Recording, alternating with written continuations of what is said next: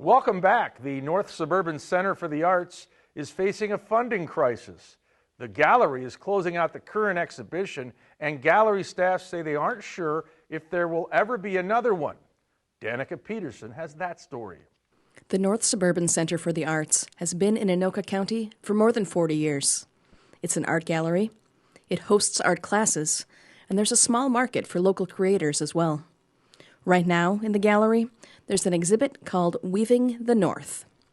Weaving specific, but then we kind of let the net be cast a little bit further into fiber arts. So what we've got paper weaving, we've got some that are done in plastic, baskets, wall hangings, and yarn, etc. But really there's just like a lot of different techniques that are happening here. But there's a chance that this could be the final exhibit the gallery ever hosts. Money is running low, and Rhodes says they are about $15,000 shy of being able to be open in May. Our previous executive director didn't apply for crucial grant funding for 2023, and the way grants are rolled out is kind of like you need to be planning a year in advance for your grant cycles. The center also faced another financial hit at the beginning of last year. It was previously housed in the Banfield Lock House, which is part of an Anoka County park. But the park board voted to end the contract and subsidy given to the center at the end of 2021.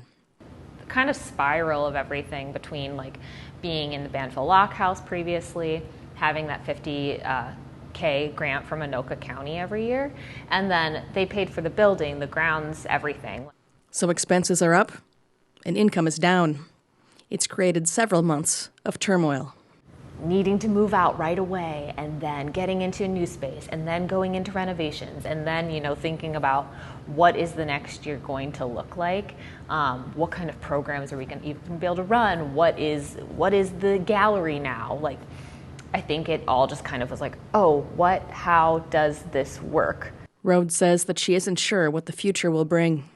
I mean, it's super scary, and I've gone through so many emotions and living on this kind of like dueling path of like, we stay open, what does that look like, what is the future of this place, and what is the future like for me and for our tiny staff, like where do we go from here?